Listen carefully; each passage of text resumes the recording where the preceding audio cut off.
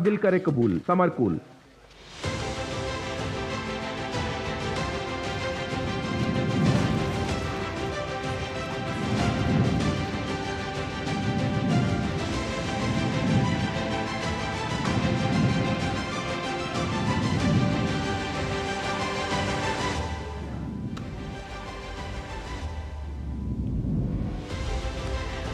कहते हैं कि मतदान है हर नागरिक का अधिकार, लोकतंत्र को मजबूत करना हो सबका विचार। इस पर्व में हिस्सा लेकर सुनिश्चित करें जन भागीदारी, निभाएं वोट देकर अपनी अहम जिम्मेदारी। तो लोकसभा चुनाव के लिए मतदान का 5वें चरण का दौर जारी है। उत्तर प्रदेश, महाराष्ट्र, पश्चिम बंगाल, बिहार, उड़ीसा, झारखंड, जम्मू और कश्मीर और लद्दाख की जनता का मन किस ओर, किस मुद्दे पर वोट और किस पर पड़ेगी चोट। 5वें चरण के लोकसभा चुनाव पर देखिए हमारी ये महा कवरेज जनादेश 2024। मैं हूं आंचल गुलाटी गुंबर, आप सभी को नमस्कार और मेरे साथ है आगे कुछ घंटों के लिए मेरे सहयोगी मुकुल। शुक्रिया आंचल। और क्योंकि जब हम बात कर रहे हैं इस लोकतंत्र के महापर्व, देश में 6 राज्य और 2 केंद्र शासित प्रदेश की 49 लोकसभा सीटों पर मतदान शुरू हो चुका है। ये चुनाव 695 उम्मीदवारों के भाग्य का फैसला तो करेगा ही, साथ ही उस पार्टी के भाग्य का भी फैसला करेगा जिसने पूरे दमखम के साथ अपनी पूरी ताकत आंचल इस चुनाव में प्रचार प्रसार में झोंक दी है। बिल्कुल, और चुनाव को लेकर जनसभाओं का दौर चला। तमाम बड़े और दिग्गज नेता अपनी अपनी पार्टी को सत्ता में लाने के लिए एड़ी चोटी का जोर लगाते हुए नजर आए और आज उन सभी नेताओं के परीक्षा का दिन है। जनता के भरोसे पर कितना खरा उतरते हैं, कितने नंबर यानी कि कितने प्रतिशत मार्क्स वोट के लिहाज से मिलते हैं उन्हें ताकि वो सत्ता पर काबिज हो। और ये फैसला सिर्फ और सिर्फ करना है जनता जनार्दन को। बिल्कुल, क्योंकि आज लोकतंत्र के इस महापर्व में जनता ही जनार्दन है और उम्मीदवारों की किस्मत का फैसला उन्हीं के हाथों होना है। तो आइए शुरुआत करते हैं अपने खास कार्यक्रम जनादेश 2024 की, लेकिन सबसे पहले नजर हेडलाइंस पर।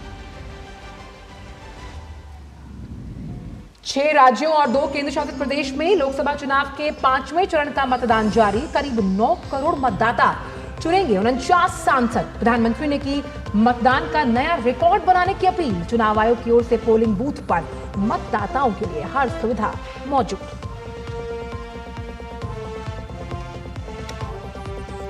राजनाथ सिंह, स्मृति ईरानी, राहुल गांधी, पीयूष गोयल, चिराग पासवान और उमर अब्दुल्ला जैसे 51 नेताओं की चुनावी किस्मत का आज होगा फैसला। कुल 695 उम्मीदवार मैदान में।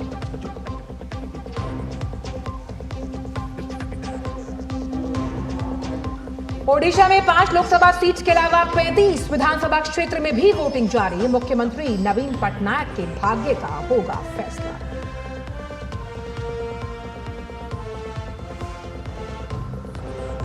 अगले 2 चरण के चुनाव के लिए प्रचार अभियान जोरों पर। आज ओडिशा और बंगाल साधेंगे प्रधानमंत्री नरेंद्र मोदी। नवीन पटनायक और ममता बनर्जी का भी तूफानी दौरा।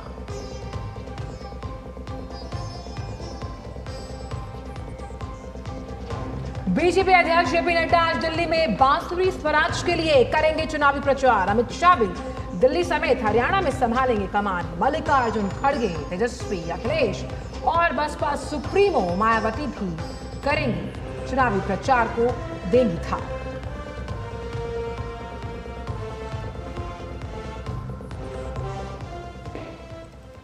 लोकसभा चुनाव के 5वें चरण के लिए मतदान जारी है और लोकतंत्र के महापर्व के 5वें दौर में मतदाता बढ़ चढ़ कर ले रहे हैं हिस्सा। इस वक्त की बड़ी खबर, मतदान सुबह 7 बजे से शुरू हो गया और लोकतंत्र के इस पर्व में जिस तरह की जन भागीदारी की उम्मीद की जा रही है, जैसे कि इलेक्शन कमीशन ऑफ इंडिया ने लगातार अपील की, प्रधानमंत्री लगातार अपील करते आए कि मतदान में हिस्सा लें और अपनी संवैधानिक जो ये दायित्व है उसे निभाएं। और मतदान शुरू होने से पहले लोग अपना बहुमूल्य वोट देकर लगातार उस कतार में खड़े हुए दिखाई दे रहे हैं जिसको हम कह रहे हैं लोकतंत्र का महापर्व। जी बिल्कुल, जम्मू कश्मीर की बारामूला सीट की जो तस्वीरें फिलहाल आप देख भी पा रहे हैं, जो मतदाता हैं अपने मताधिकार का प्रयोग कर रहे हैं। और इसके साथ साथ जो दूसरे भी राज्य हैं, खासतौर से अगर हम उत्तर प्रदेश की भी बात करें तो वहाँ भी कुछ इस तरह की कतारें नजर आईं। फिलहाल ये जो कतारें आप देख पा रहे हैं, जो तस्वीरें हैं, ये बारामूला की हैं जहाँ लोग अपना मतदान वोट डालने के लिए जो कतारों में लगे हुए नजर आए। और ख़ासतौर से अगर बात की जाए ना सिर्फ बारामूला सीट की है, इसके अलावा जैसा हम आपको बता रहे हैं कि उत्तर प्रदेश की अलग सीटें हैं, महाराष्ट्र की भी 13 सीटों पर जो वोटिंग है वो जारी है। और ख़ासतौर से ओडिशा की भी अगर बात की जाए तो यहाँ ना सिर्फ लोकसभा बल्कि 35 विधानसभा क्षेत्रों में भी आज जो मतदान है वो लगातार चल रहा है। और कई मतदान केंद्र के बाहर मतदाताओं की कुछ इस तरह की ही जो कतारें हैं वो नज़र आ रही हैं।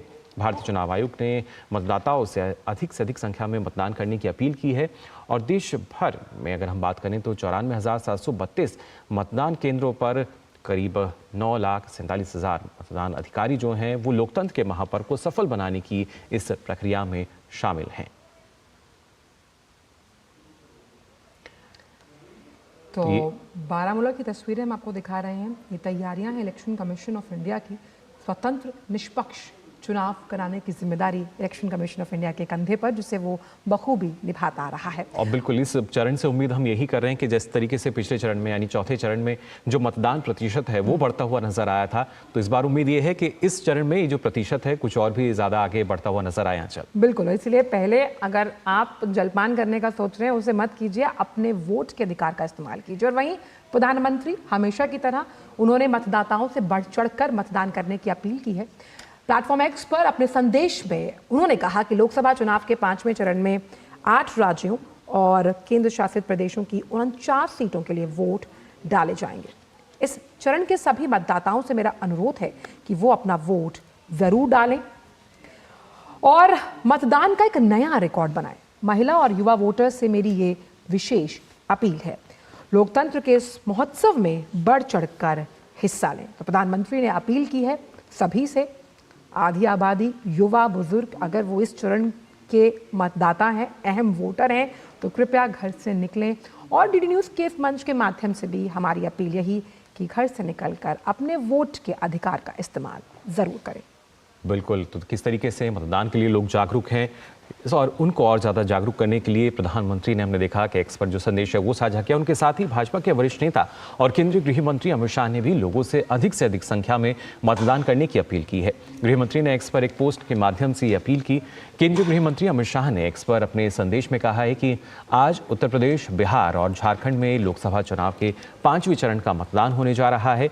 लोकतंत्र के इस महापर्व में इन प्रदेशों के सभी मतदाताओं से बढ़ चढ़कर भाग लेने की अपील करता हूं। अपने एक वोट की ताकत से ऐसी सरकार बनाइए जो हर गरीब को घर, गैस, बिजली, शौचालय और मुफ्त इलाज की सुविधा सुनिश्चित कर सम्मानजनक जीवन का अधिकार देने का काम करे।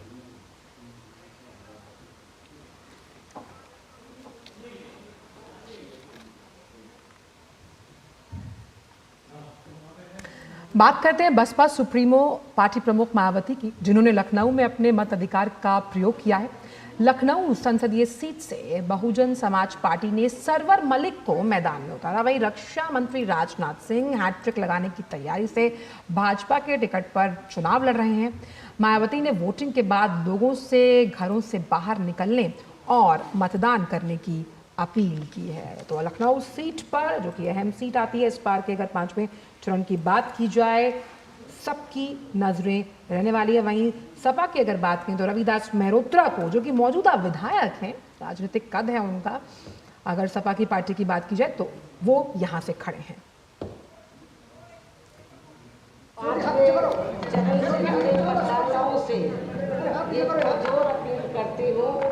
जो भी अपना वोट डालने जरूर अपने अपने पोलिंग बूथ पर जाए। हालांकि मैं जब भी जिस भी तरह में वोटिंग होता है तो मैं हमेशा यही अनुरोध करती हूँ कि जलपान आदि आप बाद में करें, पहले अपना वोट डालने के लिए जरूर जाएं। तो लगातार हर एक नेता यही अपील कर रहा है कि आप मतदान जरूर करें, जलपान भले ही आप बाद में करें। वहीं मुंबई की हम बात करें तो यहाँ 6 लोकसभा सीटों पर वोटिंग शुरू हो चुकी है और कई अभिनेता और उद्योगपति अपने मताधिकार का प्रयोग कर रहे हैं।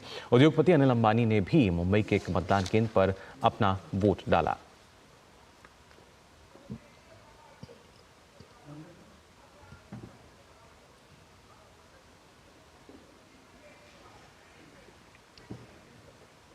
तो लगातार जो मतदान है वो जारी है 49 सीटों पर सुबह 7 बजे से ही, और ये अलग अलग जगह से जो तस्वीरें हैं वो नजर आ रही हैं।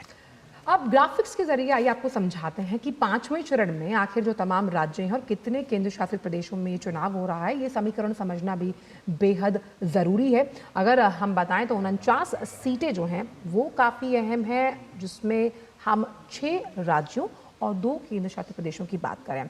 समझते हैं जनादेश को। तो 8 यानी कि जिसमें 6 राज्य और 2 केंद्र शासित प्रदेश, जहां पर 2024 के 5वें चरण के लिए अहम तौर पर मतदान हो रहा है। अब देखते हैं कि आखिरकार ये 49 जो सीटें हैं वो कितनी अहम हो जाती हैं, क्योंकि इन 49 सीटों से उन तमाम बड़े दिग्गज जो इस बार चुनावी मैदान में हैं उनकी किस्मत का फैसला होना तय है।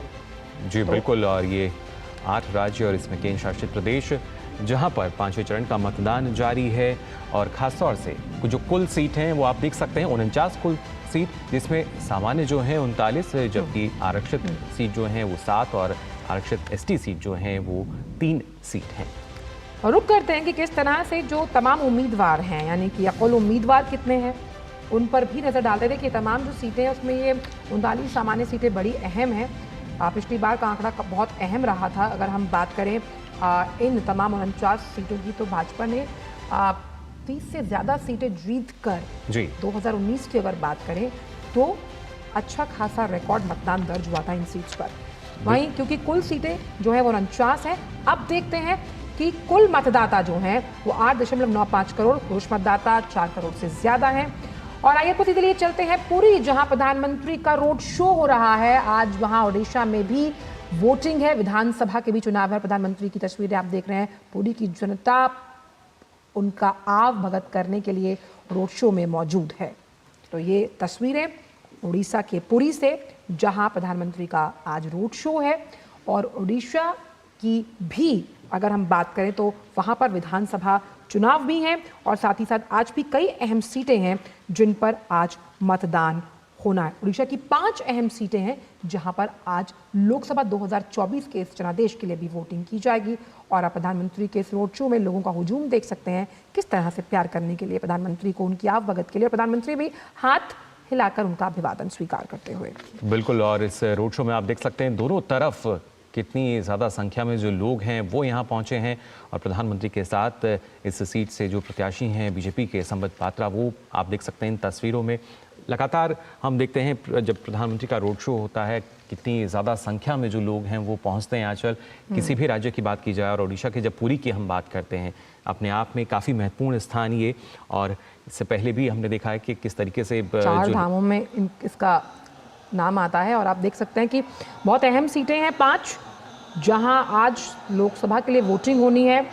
सुंदरगढ़ सीट, जुएल ओराम मौजूदा सांसद हैं, यहाँ खड़े हैं। और दिलीप टिर्के, जिन्हें टिकट दिया है बीजेडी ने, वो उनके खिलाफ चुनावी ताल ठोकते हुए।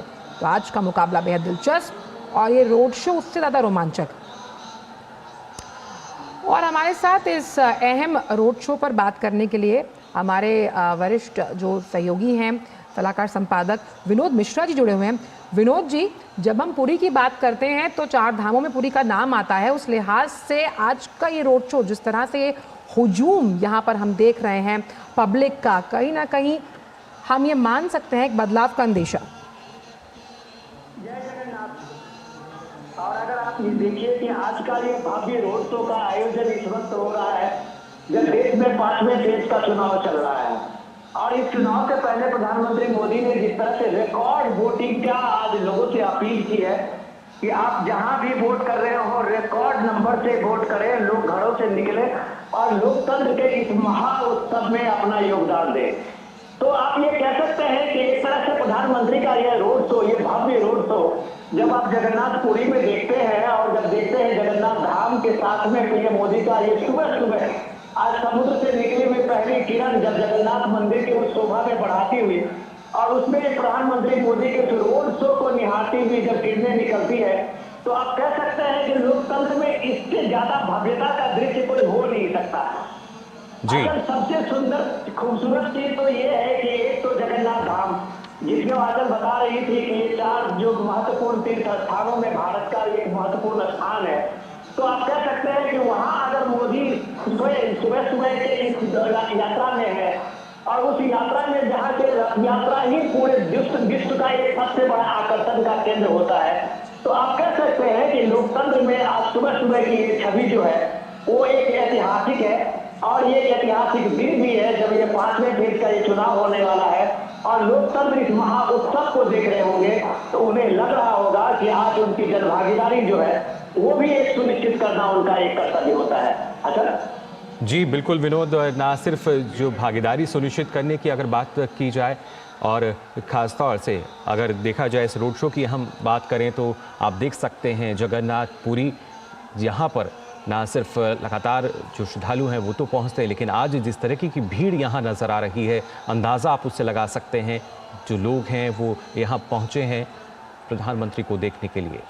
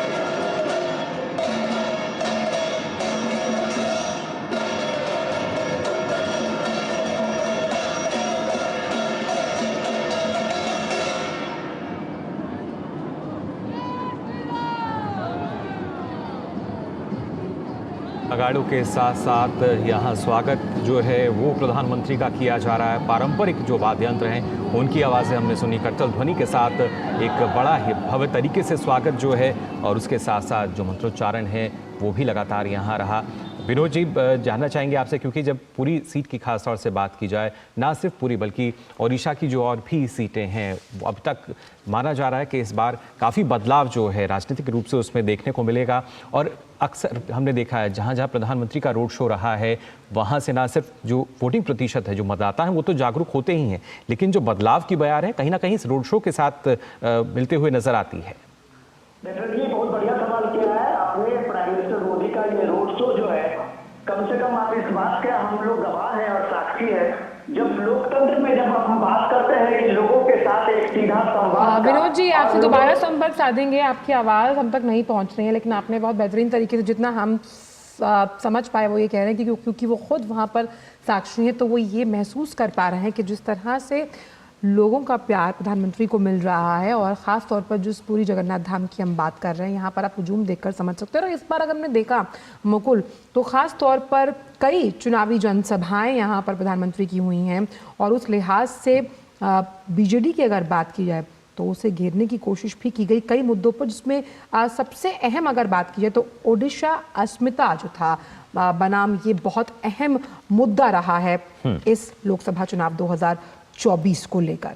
बिल्कुल आंचल, लेकिन खासतौर से इस रोड शो की बात की जाए, हमने देखा कैसे जो महिलाएं हैं वो आगे चल रही थी, यहाँ पे नेतृत्व कर रही हैं इस रोड शो का, और साथ ही साथ जो लोग हैं ना सिर्फ दोनों तरफ सड़कों के छोर पे नज़र आए, बल्कि जो इमारतें हैं आसपास उनकी छतों पर भी नज़र आए, हाथ हिलाकर प्रधानमंत्री का वो स्वागत कर रहे थे। प्रधानमंत्री ने भी हाथ हिलाकर उनका अभिवादन स्वीकार किया।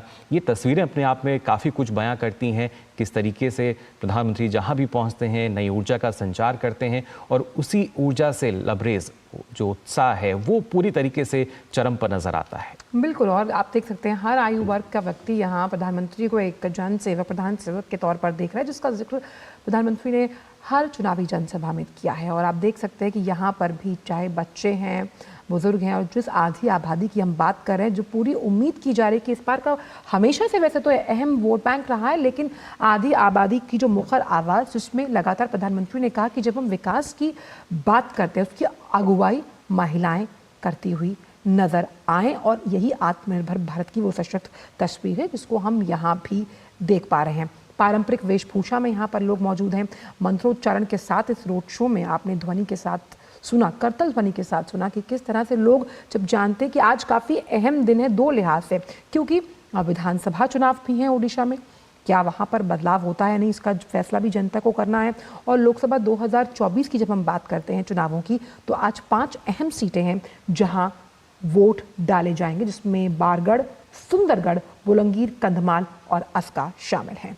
जी बिल्कुल, इन सीटों पर जो मतदान है वो जारी है, लेकिन इसके साथ साथ जो सीटें बचती हैं वहाँ पर भी जो मुकाबला है दिलचस्प देखने को मिलेगा।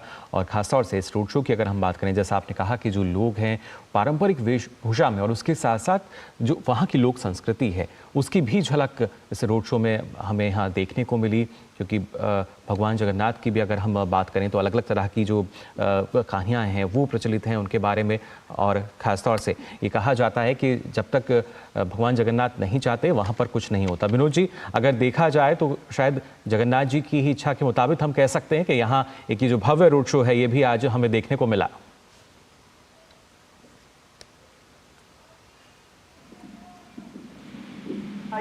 जी, तो ये हम कह सकते हैं कि संबित पात्रा का पिछला चुनाव भी जो था मात्र 11,000 वोट से संबित पात्रा यहाँ चुनाव हारे थे जी। और ये चुनाव संबित पात्रा के लिए वही चुनाव है जो कभी अमेठी में स्मृति ईरानी का रहा होगा। हमें याद करना चाहिए कि संबित पात्रा चुनाव हारने के बाद एक दिन भी उसके बाद उन्होंने विश्राम नहीं लिया और लगातार पूरी में काम करते रहे जी। तो ये एक इम्पोर्टेंट चीज है कि जनता आपको स्वीकार करती है या अस्वीकार करती है, लेकिन अगर वो उम्मीदवार जनता। चलिए, अजय हमारे साथ मौजूद हैं, अजय मिश्र हमारे सहयोगी। अजय, अगर बात की जाए बीजेडी की, तो एक बहुत बयान जो चर्चा में रहा वो ये था एक्सपायरी डेट को लेकर, जिसका जिक्र प्रधानमंत्री ने किया, जहां ओडिशा की अस्मिता को लेकर प्रधानमंत्री ने कई चुनावी जनसभाओं में सवाल उठाए हैं। अगर हम एंटी इनकम्बेंसी की बात करें, क्योंकि आप ग्राउंड पर मौजूद हैं, इस रोड शो में, कितना बड़ा फैक्टर मानते हैं आप इसे? देखिए आंचल, पूरे देश में जो इस वक्त चुनाव चल रहे हैं उसमें उड़ीसा में होने वाला चुनाव शायद सबसे दिलचस्प चुनाव है। बिल्कुल। ऐसा मैं इसलिए कह रहा हूं क्योंकि बीजेपी बीजेडी जिनके प्रोनाउंसिएशन में भी बहुत ज्यादा अंतर दिखता नहीं है, बहुत सारे एनालिस्ट ये मानते हैं कि बीजेपी और बीजेडी में भले ही आपको इस चुनाव में प्रतिद्वंदिता दिख रही हो, लेकिन बीजेडी कई मुद्दों पर बीजेपी का समर्थन करती आई है, पूरे 10 साल समर्थन करती आई है। और आपने एक भी बयान बीजेडी का ऐसा नहीं देखा होगा जो कि बीजेपी की नीतियों के खिलाफ हो। लेकिन जिस तरह से प्रधानमंत्री ने एक टीवी इंटरव्यू में ये कहा था कि ये उनके चुनाव की मजबूरी होती है कि जब भी उनको इलेक्शन फाइट करना होता है तो उनको राज्य में जाकर के राज्य के मुख्यमंत्री के खिलाफ बोलना पड़ता है, जी। तो मजबूरी है, पॉलिटिकल मजबूरी है, क्योंकि उनको प्रतिद्वंदिता में उतरना पड़ा है। ऐसा वो नहीं चाहते हैं। और ये सवाल था वन नेशन वन इलेक्शन को लेकर के कि क्या देश में वन नेशन वन इलेक्शन पे जोर देना चाहिए। आप देखिए इस वक्त उड़ीसा में आज जब 20 मई है तो 5 लोकसभा सीटों के लिए और 35 विधानसभा सीटों के लिए एक साथ चुनाव हो रहे हैं। ये मुद्दा देश के लिए बहुत इंपॉर्टेंट है। साथ ही साथ देश के विकास के लिए ये जरूरी है ये चुनाव विधानसभा की लोकसभा की एक साथ हो। और उसके बाद जिस तरह से प्रधानमंत्री चाहते हैं, उनकी मंशा यह है कि सारे मुख्यमंत्री मिलकर के प्रधानमंत्री के साथ मिलकर के अगले 5 साल केवल और केवल विकास की बात करें। आप देखिए ये जो आप रोड शो देख रहे हैं, ये एक तरह से बीजेपी के पक्ष में माहौल बनाने का तो कार्यक्रम है ही है। जगन्नाथ भगवान को लेकर के जो आस्था है प्रधानमंत्री मोदी की, वो तो स्पष्ट दिख ही रहा है। और आज केवल प्रधानमंत्री मोदी ही नहीं, राउरकेला में आप देखिए गृह मंत्री हैं हेमा मालिनी जी बीजेपी के पक्ष में समर्थन बना रही हैं। अश्विनी वैष्णव जो कि बहुत तेज तर्राक लीडर माने जाते हैं, रेलवे को लेकर के बहुत बड़ा काम किया है, वो भी बीजेपी के पक्ष में समर्थन बनाते हुए नजर आ रहे हैं। तो अपने लिए बीजेपी फाइट कर रही है। और ये भी कहा जाता है कि बीजेडी का जो भी लॉस है, बीजू जनता दल का जो भी लॉस होगा वो बीजेपी का ही गेन है, क्योंकि जमीन पर कहीं दूसरे दल कांग्रेस या दूसरे विपक्षी दल बिल्कुल नजर नहीं आते हैं।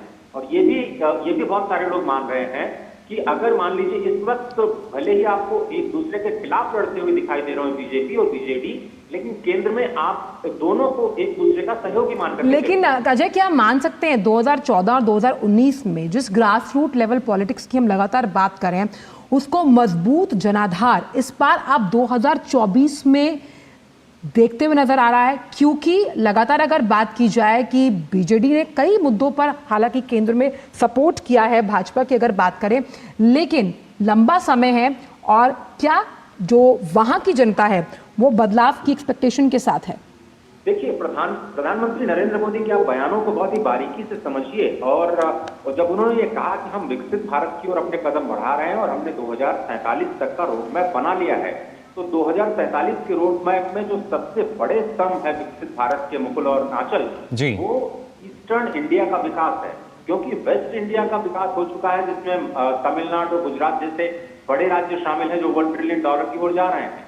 लेकिन उड़ीसा, पश्चिम बंगाल, बिहार, उत्तर प्रदेश, मध्य प्रदेश जैसे ऐसे राज्य जो कि पूर्वी इलाके में है भारत के, उनका आसाम ये सब लेकर के उनका विकास नहीं हो पाया जब तक वो विकास की धारा में शामिल। यानी विकास के जो मुद्दे हैं वो तो काफी अहम है ही अजय, लेकिन विनोद जी आपसे भी जानना चाहूंगा, ना सिर्फ विकास का जो मुद्दा है उस पर तो शायद एक सहमति जो है वो नजर आ सकती है बीजेपी बीजेडी में, लेकिन जिस तरीके से अब क्योंकि चुनावी समर चल रहा है, इस चुनावी मैदान में प्रतिद्वंदिता जो है वो जाहिर तौर पर हमें देखने को मिल रही है, और खासतौर से इस रोड शो का जो असर है वो किस तरीके से देखते हैं आप? देखिए ये रोड शो के साथ में अगर हम थोड़ी सी उड़ीसा की सियासत की बात करें तो सबसे इम्पोर्टेंट चीज ये है कि इस पूरे के आपने देखिए लोकसभा और विधानसभा के चुनाव यहाँ साथ हो रहे हैं और उस चुनाव में वहाँ बीजेपी वर्सेस बीजेडी है। कांग्रेस एक तरह से आप कह सकते हैं कि इस पूरे मैदान से बाहर है। आप ये पिछले 1-1.5 महीने में देखिए तो प्राइम मिनिस्टर मोदी ने 11 रैलियां की हैं उड़ीसा के अलग अलग कंस्टिट्यूंसी पे, अलग अलग जगह पे। और जब प्राइम मिनिस्टर इस कॉन्फिडेंस से बताते हैं कि 10 जून को हम आपको अपने नए चीफ मिनिस्टर के लिए शपथ ग्रहण समारोह के लिए आमंत्रित करते हैं, तो जाहिर सी बात है ये बीजेपी का कॉन्फिडेंस है।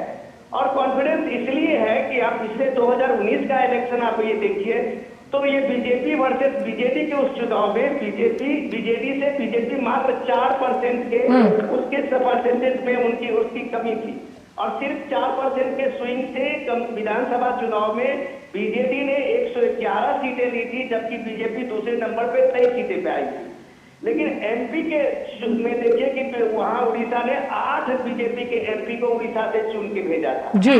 तो ये भी एक इम्पोर्टेंट चीज है कि उड़ीसा के लोग जानते हैं कि मोदी कितना इम्पोर्टेंट है देश के लिए, उड़ीसा के लिए, तो वो कम से कम बीजेपी एमपी को चुनने पे कभी विनोद जी क्या आप ये मानते हैं कि इस बार कोई ना कोई रिकॉर्ड बनना तय है? अगर हम बात करते हैं, क्योंकि ये साख बचाने की बात बीजेडी के लिए भी है, तो अगर जो भी कोई चुनावी परिणाम आता है, अगर बीजेडी अपना गढ़ बचाने में कामयाब रहती है तो 20 वर्षों से उड़ीसा की सत्ता पर काबिज है नवीन पटनायक, और अगर भाजपा पूर्ण बहुमत हासिल करती है तो पहली बार भाजपा की सरकार बनेगी।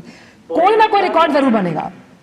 शानदार सवाल पूछा है आपने। दोनों के लिए रिकॉर्ड ये है कि आप ये देखिए कि सबसे इम्पोर्टेंट यह है कि सिक्किम के चीफ मिनिस्टर के बाद ये पहला चीफ मिनिस्टर जेडी पटनायक के परिवार से नवीन पटनायक होंगे जो लगातार 5 बार चुनाव जीत करके चीफ मिनिस्टर बनते रहे, और ये 6वीं बार वो चीफ मिनिस्टर के इस बनने के लिए अपने लिए लड़ाई लड़ रहे हैं। लेकिन सबसे जो इसमें खास बात ये है कि नवीन पटनायक बहुत ही बुजुर्ग हो चुके हैं जी। अब जब प्राइम मिनिस्टर अपने सभाओं में कहते हैं कि यहाँ उड़ीसा में एक सुपर चीफ मिनिस्टर आ गया है, यंग मैन जिसका जिक्र किया गया, सीधे सीधे लोगों को बताते हैं कि सीएम नवीन पटनायक अब काम करने की स्थिति में नहीं है। अब उनका जो पर्सनल असिस्टेंट या पीए जो थे पांड्या साहब, वो एक नई भूमिका में आ गए हैं।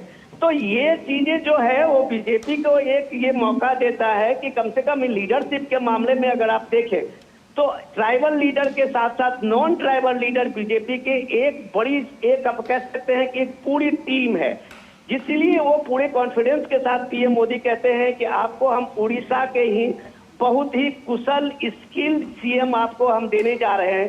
तो लोगों को लगता है कि नवीन पटनायक के पिछले 24 साल के शासन में अगर एक नया सीएम का फेस आता है जो उड़ीसा को एक डबल इंजन सरकार के रूप में जो और स्टेट में डेवलपमेंट हुआ है, ये मौका अगर उड़ीसा को मिलता है तो शायद एक बीमारू स्टेट से जो उड़ीसा बहुत ही पिछड़ा इलाका है, बहुत ही गरीब राज्य है, तो शायद उसको इससे मुक्ति मिल सकती है। तो ये जो आप भीड़ देख रहे हैं, ये जो आप रोड शो में लोगों की लंबी कतारें सुबह सुबह का देख रहे हैं, अभी लोग और बिल्कुल बहुत इंटरेस्टिंग रोचक ये है, विनोद जी भी इस बात से इत्तेफाक रखेंगे कि 2009 की अगर बात की जाए तो बीजेडी बीजेपी की जूनियर पार्टी के रूप में यहाँ काम करती थी। अजय, अगर आप हमारे साथ बने हुए हैं तो हम ये समझना चाहेंगे कि राज्यसभा चुनाव के लिए हमने बीजेडी का जो ये सियासी समीकरण है वो बदलते हुए देखा, क्योंकि ओडिशा में अश्विनी वैष्णव का समर्थन करती हुई नजर आई बीजेडी, ना तो वो घटक दलों में आती है फिर भी। अजय, कि बहुत सारे मुद्दों पर बीजेडी ने बीजेपी का समर्थन किया है, और अश्विनी वैष्णव जो कि राज्यसभा के लिए उड़ीसा से आए, वो आज स्वयं बीजेपी के लिए वहां पर प्रचार करते हुए दिखाई दे रहे हैं। तो इसमें कोई दो राय नहीं है कि जो एंटी इनकम्बेंसी है बीजेडी के खिलाफ, वो बीजेपी को इस चुनाव में फायदा देती नजर आएगी। लेकिन आप देखिए कि ये जो जगन्नाथ भगवान जी का रोड कॉरिडोर जो कि इसी जनवरी में बनाया गया, और आपको जानकर के खुशी होगी कि 17 जनवरी को ये जगन्नाथ का परिक्रमा कॉरिडोर इनॉग्रेट किया गया, और 22 जनवरी को भगवान श्री राम का जो प्राण प्रतिष्ठा के समारोह में प्रधानमंत्री शामिल हुए। तो ये दोनों चीजें ही सनातन को आगे लेकर के जाती हैं। इस चीज को समझना, बार बार मैं ये बात कह रहा हूं कि जमीन पर भले ही ये दोनों दल प्रतिद्वंदिता करते हुए दिख रहे हैं, लेकिन ये दोनों ही विकास की बात कर रहे हैं, दोनों ही सनातन के संरक्षण की बात कर रहे हैं। और केवल परिक्रमा पथ ही नहीं, हजारों ऐसे मंदिर हैं उड़ीसा में जिनका जीर्णोद्धार करने का राज्य सरकार ने जिम्मा उठाया है। और राज्यों के तौर पर अगर हम बात करें तो उड़ीसा शायद उन चंद राज्यों में से होगा जो इस तरह के पुनरुद्धार की बात कर रही है। उसमें केवल मंदिरों का पुनरुद्धार नहीं है, अलग अलग जो संस्थान, जो ऐतिहासिक और पुरातात्विक महत्व के संस्थान हैं, उनका पुनरुद्धार शामिल है। उड़ीसा में अगर हम इकोनॉमिक तौर पर बात करें आंचल, तो ये उड़ीसा एक सरप्लस राज्य है, रेवेन्यू सरप्लस राज्य है। लेकिन जिस तरह से विनोद जी बता रहे थे कि ये एक बीमारू राज्य में गिना जाता था, और अभी भी बहुत सारे ऐसे इलाके हैं जो पिछड़े हुए हैं, वहां पर केंद्र की योजनाएं पूरी तरह से पहुंच नहीं पाई हैं। लोग ये आरोप लगा रहे हैं कि राज्य सरकार उनको रोक रही है, और उसमें एक रोड़ा बन करके उभर रही है या फिर अपने ठप्पे के साथ उन योजनाओं को लागू कर रही है? क्या इन बातों को जनता समझेगी? या प्रधानमंत्री और बीजेपी के जो दूसरे नेता हैं इस बात को समझा पाएंगे कि ठीक है, सभी लोकसभा और विधानसभा दोनों ही स्तर पर विकास के ही कार्य होते हैं, लेकिन वाकई विकास कौन चाहता है? और क्या जो ये लगातार 5 बार का जो इन्होंने विधानसभा चुनाव जीता नवीन बाबू ने, जी वो छठी बार अजय, लेकिन चुनावी मुद्दों के अलावा जब जैसा आपने कहा कि जो सनातन धर्म को जिस तरीके से बढ़ावा दिया जा रहा है और खासतौर से जो आस्था विश्वास की हम बात करें, वो भी इस चुनाव में अहम हम मान सकते हैं, खासतौर से पूरी की बात की जाए तो। ₹800 करोड़ का प्रोजेक्ट है परिक्रमा मार्ग में, और बिना किसी दिक्कत के वहां के लोगों को जो सैकड़ों साल से भगवान जगन्नाथ के श्री मंदिर के आसपास रह रहे थे, उनको उचित मुआवजा देकर के उनके सभी भावनाओं का ख्याल रखते हुए जिस तरह से राम मंदिर में किया गया कि उनको रिप्लेसमेंट किया गया, उनको उचित स्थान दिया गया, मुआवजा दिया गया और सभी का सम्मान किया गया कि भाई आपने श्री मंदिर के लिए इस भूमि का दान किया है। और अब श्री मंदिर का जो प्रोजेक्ट है वो बहुत बड़ा प्रोजेक्ट इसलिए है क्योंकि 80 लाख लोग जो उड़ीसा में आते हैं भगवान श्री मंदिर और लिंगेश्वर जैसे और कोणार्क जैसे जो ट्रायंगल कहा जाता है, आध्यात्मिक ट्रायंगल उड़ीसा का पुरी बीच के साथ में, वहां के दर्शन के लिए आते हैं 80 लाख लोग, जो कि परिक्रमा मार्ग के बाद ये कहा जा रहा है कि कई गुना बढ़ सकते हैं। तो ये उड़ीसा को एक नए रूप में प्रोजेक्ट करना पूरे वर्ल्ड स्टेज पे, यही तो जो उड़िया कहते हैं ना कि उड़िया गौरव के लिए बहुत जरूरी है। अजय, बिल्कुल आपने सही बोला, लेकिन इस पर एक टेक हम विनोद जी का। विनोद जी, जब हम बात कर रहे हैं कि इस पर कड़ी चुनौती देती हुई बीजेपी नजर आ रही है बीजेडी को, यहाँ पर आधी आबादी या फिर महिलाओं का अगर हम जिक्र करें, जिसमें 70 लाख महिलाएं हैं उड़ीसा में और करीबन 6 लाख से ज्यादा जो सेल्फ हेल्प ग्रुप्स यानी स्वयं सहायता समूह से जुड़ी हुई हैं, और इसी कड़ी में शक्ति वंदन कार्यक्रम के जरिए बीजेपी की नजर इन वोटर्स को साधने की भी रहेगी। विनोद जी, आगे बढ़ाता हूं कि उड़ीसा का यूनिकनेस को आप ये समझिए कि जब यहाँ पे पूर्वोत्तर भारत में खास करके बिहार, यूपी में आप जिस तरह से जातिगत राजनीति का बोलबाला देखते हैं, उसके साथ में अगर आप उड़ीसा को देखें तो ये आपको एक कमाल का एक उड़ीसा का रहा है लोगों की अपनी एक लोकतंत्र के प्रति, कि लोगों ने यहाँ जात पात और ये कास्ट कॉम्बिनेशन को कभी नहीं माना है। आप उम्मीद कर सकते हैं इस राजनीति को, भारत के लोकतंत्र को, कि वहाँ पटनायक समाज के लोग अगर आप कहें तो कास्ट इक्वेशन में सबसे कम संख्या में आते हैं। लेकिन आप ये देखिए, नवीन पटनायक अगर 24 साल से लगातार सीएम है तो ये माना जाएगा कि उनकी अपनी एक क्रेडिबिलिटी है, उनका एक वेलफेयर स्कीम जो है उसको लोगों ने सराहा है। रही बात जो बीजेपी के साथ में जो उनका अपना एक कंटेस्ट है, वो कभी भी सेंटर में खास करके मोदी को विरोध करते हुए नहीं दिखे हैं। लेकिन आप ये भी हमें नहीं भूलना चाहिए कि नवीन पटनायक जब पहला चीफ मिनिस्टर बने थे तो बीजेपी के सहयोग से ही बने थे। 2000 में बीजेपी और बीजेडी ने साथ साथ चुनाव लड़के पूरे कांग्रेस के वहां पे एक तरह से सत्ता का जो एक लंबा सिलसिला था उसको खत्म किया था, और इसमें बीजेपी ने उनको एक बहुत ही महत्वपूर्ण योगदान दिया था। लेकिन बाद में चल के जो दूसरा इलेक्शन 2005 के इलेक्शन में आते आते नवीन पटनायक ने बीजेपी से अपना नाता तोड़ लिया था। उसके बाद लगातार जो है बीजेपी वहां अपोजिशन में है, और अपोजिशन में होने का मतलब ये नहीं होता है कि आप अपोजिशन में एक नीतिगत फैसले पे एक सकारात्मक सहयोग देते हुए आप राज्य को आगे बढ़ाते हैं। लेकिन बीजेपी वहां एक तरह से नवीन पटनायक के घोर विरोधी के रूप में है। आज अगर कांग्रेस की हालत आप ये देखिए कि उनको कायदे का 10 आप पूरी में ही आप ले लीजिए कि कांग्रेस के जो एमपी के कैंडिडेट थे उन्होंने लास्ट मोमेंट में अपना ये नॉमिनेशन वापस ले लिया था। तो 3-4 ऐसे जगह आप देखें, जैसे आप इंदौर का देखें, जैसे आप सूरत का देखें, उसी तरह से पूरी भी नाम आया था उस पे कि कैंडिडेट ने यह आरोप लगा के कांग्रेस के नेतृत्व पे यह आरोप लगाया था कि इतना लचर व्यवस्था कांग्रेस की है, जो एक सीट नहीं कोई जीत सकता, तो मैं अपना उम्मीदवारी वापस ले देती हूँ, मेरे पास इतने पैसे नहीं है, और पूरी के कैंडिडेट ने अपना कैंडिडेचर वापस ले लिया था। तो कमोबेश ये स्थिति जो कांग्रेस ने वहां बनाई है, तो एक तरह से तो विनोद जी क्या ये मान सकते हैं? अब ये लड़ाई, एक मिनट में पूरी कर दूं, ये लड़ाई जो है अब सीधे सीधे बीजेपी और बीजेडी पे है, और बीजेपी और बीजेडी में जो ये राइवलरी है वो सीधे सीधे असेंबली के साथ साथ लोकसभा के चुनाव में ज्यादा से ज्यादा नंबर्स के लिए है। बिल्कुल। इसमें अभी कोई दोस्ती नहीं है, ये सीधे लड़ाई है। और जी लोगों बिल्कुल, के ये सामने क्योंकि में चुनावी बीजेपी मैदान और में जब बीजेपी अपने प्रतिद्वंदी होते हैं। बहुत अहम बात की, और इसका इसी पर एक टेक आपका ये भी विनोद जी, आप बेहतर बता पाएंगे राजनीतिक समझ के लिहाज से कि इंडी गठबंधन से जो दूरी दिखाई है बीजेडी ने, इसका सियासी मतलब क्या यही है कि वो बीजेपी को कोई एक मौका नहीं देना चाहते कि उनके खिलाफ माहौल बनाया जाए उड़ीसा में? क्या आप ये जरूर कह सकते हैं कि नवीन पटनायक का ये लास्ट अपना एक टेन्योर का वो ये चाहते हैं कि उड़ीसा में उनका जो एक चला है उसको नवीन पटनायक अपने किसी बेटे भतीजे और परिवार के किसी लोगों को आगे नहीं बढ़ाया है इस सत्ता की राजनीति में। वो भी एक तरह से वहाँ एक आदर्श है।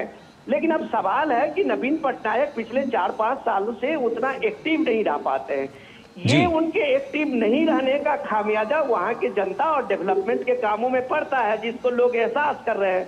तो वहाँ एक कुशल नेतृत्व देने के लिए, युवा नेतृत्व देने के लिए बीजेपी के पास ये मौका है। और लोगों के बीच में जब बीजेपी एक कुशल नेतृत्व और युवा नेतृत्व को सामने ला के खड़ी है, तो जाहिर सी बात है जनता एक अल्टरनेट के रूप में बीजेपी को देखती है। तो बीजेपी अभी भी अपोजिशन में है और बहुत मजबूती के साथ बीजेपी अपने चीजों को, डेवलपमेंट के चीजों में भले ही बीजेपी को सहयोग देता रहो, लेकिन फ्रंट पे लोगों के लिए बीजेपी वहां हमेशा नवीन पटनायक सरकार के खिलाफ में लड़ती रही है। तो जी, यानी एक मजबूत स्थिति जो है बीजेपी को इस चुनाव में दिख रहा है। जी बिल्कुल, वही मजबूत स्थिति जो है बीजेपी की यहाँ नजर भी आ रही है। और खासतौर से अजय, जब हम पुरी की बात करते हैं तो अमूमन रथ यात्रा जो यहाँ आयोजित होती है उसमें इस तरह का श्रद्धालुओं का जो सैलाब होता है वो हमें देखने को मिलता है। लेकिन आज इस रोड शो में भी हम कह सकते हैं कि ज़बरदस्त संख्या में, भारी संख्या में जो लोग हैं वो पहुंचे हैं और कहीं ना कहीं कोशिश कर रहे हैं कि प्रधानमंत्री की एक तस्वीर को अपने मोबाइल में कैद कर पाएं। देखिए, जो भगवान जगन्नाथ की पूरी यात्रा है वो शायद उड़ीसा का सबसे बड़ा महापर्व आप कह सकते हैं। और लाखों की संख्या में बताया जाता है कि 30 से 40 लाख लोग एक ही दिन भगवान जगन्नाथ की रथ यात्रा में शामिल होते हैं। तो उसमें उसका तो कोई मुकाबला कर नहीं सकता। लेकिन प्रधानमंत्री मोदी की भी लोकप्रियता, और खासतौर पर जब पूरा देश इस चीज को देख रहा है कि वो सनातन मूल्यों को फिर से प्रतिस्थापित करने के लिए कैसे जी जान से जुटे हुए हैं और वापस रिवाइवल की जो कोशिश हो रही है, तो उड़ीसा में इतनी बड़ी संख्या में जन सैलाब का उमड़ना और प्रधानमंत्री मोदी के प्रति जो लोगों का आस्था और विश्वास है, वो कहीं न कहीं ये दिखाता है कि जो लोगों का आकर्षण है प्रधानमंत्री के प्रति वो कम नहीं हुआ है। और यहाँ ये जो श्री मंदिर के परिक्रमा मार्ग के आसपास आप जो ये भीड़ देख रहे हैं जी, वो बीजेपी के प्रति अपने रुझान में या फिर चुनावों में कुछ इसका फल दे पाएगी, वो थोड़ा सा उसके लिए थोड़ा हमें इंतजार करना पड़ेगा। लेकिन ये तो बात है कि जब इतने लंबे समय से 25 वर्षों से अगर एक ही शासनकाल आप देख रहे हो तो कुछ न कुछ जनता बदलाव जरूर चाहेगी। और आप देखिए कि जब कई विपक्षी दल तो सामने है ही नहीं है बीजेपी के अलावा, और जिस तरह से महिला सम्मान का जिक्र किया था आंचल ने, और महिलाओं की बात करें तो भुवनेश्वर से जो कांग्रेस के प्रत्याशी थे उन्होंने फंड न होने की वजह से अपना नाम वापस ले लिया था। तो आप ये समझिए कि जो अभी विपक्षीय लड़ाई है जो बीजेपी और बीजेडी के बीच में, और प्रधानमंत्री मोदी के प्रति जो जनता का आकर्षण है, जनता की जो श्रद्धा है, वो किस तरह से विकास के कार्यों के लिए वोट में तब्दील होती है नहीं, कोशिश यही कर रही है बीजेपी। इन तमाम मुद्दों के आधार पर जनता को कन्विंस करने का प्रयास किया जाए। ये सारे विकास के कार्य जारी रखेंगे, लेकिन आप हमारा भी मॉडल तो एक बार देख लीजिए। जी बिल्कुल अजय, लेकिन जब आर्थिक विकास की हम बात करते हैं, जैसा आपने बताया कि जो कॉरिडोर है उसका निर्माण किया गया, कहीं ना कहीं जो एक किसी भी राज्य की जब अर्थव्यवस्था को हम देखते हैं या कैसे वहाँ मुनाफा हो रहा है, पर्यटन के लिहाज से काफ़ी महत्वपूर्ण हो जाता है। और धार्मिक पर्यटन को बढ़ावा देने की भी जो कोशिशें हैं वो लगातार हम देख सकते हैं, उस लिहाज से कितना महत्वपूर्ण। और ये चुनौती बहुत अहम है क्योंकि विकास बनाम विकास है। हमने देखा कि किस तरह से जो जीरो टॉलरेंस नीति, जब आपदा प्रबंधन की हम बात करते हैं नवीन पटनायक सरकार की, और जिस तरह से प्रधानमंत्री का भी अपना कार्यकाल रहा है केंद्र की राजनीति में जीरो टॉलरेंस लेकर कई मुद्दों पर, तो यहाँ पर यह भी बहुत अहम है कि विकास बनाम विकास बहुत अहम मुद्दा है। देखिए, ये बिल्कुल सही कह रहे हैं आप, चाहे वो उड़ीसा में साइक्लोन प्रभावित इलाकों का रिस्टोरेशन हो, डिजास्टर मैनेजमेंट की बात हो, या फिर विकास की धारा को उन इलाकों तक पहुंचाने की जो अभी तक हाशिए पे पड़े हुए हैं, जो मुख्य धारा में शामिल नहीं हो पा रहे हैं, जिसमें कालाहांडी, कांधामाल जैसे ऐसे इलाके शामिल हैं जहां पर बड़ी संख्या में जनजातियां रहती हैं। तो कैसे विकास की कहानी को आप आराम खास तक पहुंचाएं, यही राज्य और केंद्र के स्तर पर नीतियों के केंद्र में रहता है। लेकिन जिस तरह से अगर हम उड़ीसा के आर्थिक केंद्रों की बात करें तो उसमें धार्मिक पर्यटन मुकुल कह रहे थे कि बहुत ही इंपॉर्टेंट है, जो कई गुना बढ़ने की संभावना है आने वाले दिनों में। साथ ही साथ जो वहाँ का रॉ मटेरियल है जिसके लिए वो जाना जाता है उड़ीसा, वहाँ के रॉ मटेरियल को आप कैसे वहाँ के विकास के लिए इस्तेमाल कर सकते हैं और उड़ीसा के वो काम आ सकता है कि नहीं, या फिर उसके लिए कुछ अलग से प्रबंधन या फिर प्रयोग करने की जरूरत है। तो केवल नीतियों को लागू करने की बात है कि कौन बेहतर ढंग से जनता के हित में लागू कर पाता है, और शायद यही एक आधार होता है जिस पर जनता अपने नेतृत्व को चुनती है। तो क्या बीजेडी की नीतियों का एक विकल्प के तौर पर बीजेपी की जो क्रियान्वयन की नीति है पूरे देश में जो देखा है, आउटकम के तौर पर जिस तरह से प्रधानमंत्री फोकस करते हैं, 100% सैचुरेशन पर फोकस करते हैं, बिना किसी भेदभाव के नीतियों को लागू करने की बात पर फोकस करते हैं, क्या इन राष्ट्रीय मुद्दों को लोकसभा के चुनाव में वहां की जनता प्राथमिकता देगी, ये देखने वाली बात होगी। पर इसमें कोई संदेह नहीं है कि 800 करोड़ रुपए का जो परिक्रमा मार्ग बनाया गया है, अब इसका असर वहाँ के पर्यटन पर पड़ेगा, वहाँ के अर्थव्यवस्था पर जरूर पड़ेगा और सकारात्मक पड़ेगा। और कैसे इसको और ज्यादा गति दी जाए, यही बीजेपी और बीजेडी दोनों की कोशिश होगी। कि भगवान जगन्नाथ को तो बिल्कुल अलग किया ही नहीं जा सकता उड़ीसा की राजनीति और उड़ीसा के आर्थिक परिदृश्य से, लेकिन कैसे उसको बेहतर किया जाए जनता के हित में, यही दोनों पक्षों की कोशिश होगी जनता को समझाने की। बिल्कुल। और जो खासतौर से राजनीतिक परिदृश्य की हम बात कर रहे हैं विनोद जी, नीतियां और उसके साथ साथ निर्णय, इन दोनों के साथ हम मान सकते हैं एक तरीके से विकास का आधार इनको माना जा सकता है। और ओडिशा में बीजेपी की तरफ से कोशिश यही है कि इसी विकास को और गति दे सकें। देखिए, मैं अजय की बात को आगे बढ़ाता हूँ। ये पुरी जो है, आप ये सोचिए कि ये जैसे कहा जाता है कि उड़ीसा की आत्मा जो है वो जगन्नाथ धाम को लेके पुरी में है। और जब प्रधानमंत्री मोदी ने अभी 2-4 इलेक्शन रैली में इस बात को उठाया था, वहाँ स्वर्ण भंडार की चाबी गुम के बारे में, तो वो एक बड़ा सा लोगों के बीच में एक चर्चा का विषय बना है कि नवीन पटनायक के दौर में उड़ीसा के सबसे जब आत्मा जगन्नाथ जी हैं, जगन्नाथ धाम है, और वहाँ उनका जो स्वर्ण भंडार है उसकी चाबी गुम हो गई है। एडमिनिस्ट्रेशन को बाद में ये कहना पड़ा कि हमें एक डुप्लीकेट चाबी मिली है। तो अब ये सवाल तो उठने लगा है कि यहाँ जो सनातन की जो एक सबसे प्रसिद्ध केंद्र को, अगर ये राज्य सरकार एक सुरक्षित और एक तरह से लोगों का की जो आस्था का एक ये प्रतिबिंब बनता हुआ जगन्नाथ का ये धाम है, वहाँ अगर आप उसके भंडार की चाबी गुम हो जाती है तो इसका मतलब कहीं ना कहीं वहाँ स्टेट गवर्नमेंट की एक कैपेसिटी है, और इस बात को लोग चर्चा करने लगे हैं। ये एक मुद्दा वहाँ पे बनते हुए दिख रहा है। जब बात वो कह रहे थे अजय कॉरिडोर की, तो आप ये देखिए कि ये जो सांस्कृतिक वैभव का जो ये दौर शुरू हुआ है पिछले 10 वर्षों में मोदी के दौर में, तो देश के अलग अलग जो सांस्कृतिक केंद्र हैं, जो धार्मिक स्थान है, जो माना जाता है कि भारत की एकता के सूत्र जो है वो इसी धार्मिक और इसी जो महत्वपूर्ण भारत की सांस्कृतिक केंद्र है उसी के जरिए है। लेकिन पता नहीं आजादी के बाद इसका कभी कोई विकास नहीं हुआ, और एक तरह से ये सारे धार्मिक केंद्र जो आस्था के केंद्र थे, चाहे वो शंकराचार्य के चारों मठों हो या फिर उड़ीसा के ये जगन्नाथ धाम के वो सारे तीर्थ स्थल हो, वो एक या बनारस का काशी कॉरिडोर को काशी विश्वनाथ जी का मंदिर हो, अयोध्या के रामलला के प्राण प्रतिष्ठा के बाद ही दुनिया के सतह पे उसे जान पाया हो।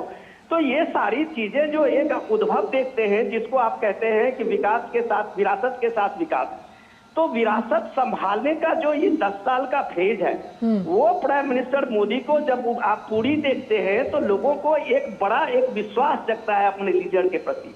आप ये सोच सकते हैं कि 10 लाख से ज्यादा लोग एक रथ यात्रा में यहाँ 20 से 25 लाख लोग दुनिया के विदेशी से प्रवासी से लेके और विदेशी पर्यटक जिस शहर में आते हो, उस शहर की पूरी इकोनॉमी एक धार्मिक केंद्र को लेके है, उड़ीसा जगन्नाथ जी को लेके है, जगन्नाथ धाम को लेके है।